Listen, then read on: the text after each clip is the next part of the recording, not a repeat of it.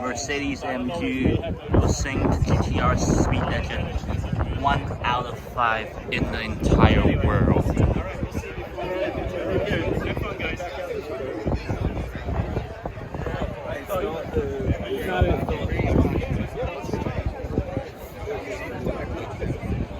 See, they took out the roof and a little bit of a windshield. Kind of like going with the McLaren Elva or the other brands.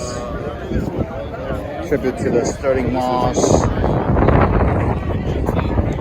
So this is actually a Speedster. It's kind of weird. So it's got the colored windshield.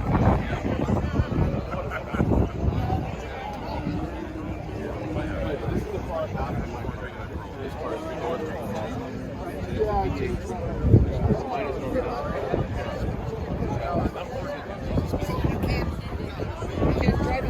you'll see a lot of cars. So it's sort of like the same concept as You'll need a helmet when you drive.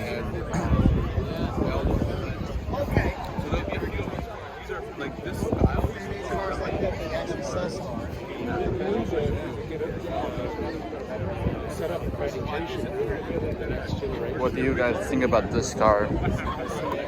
Comments in the section below.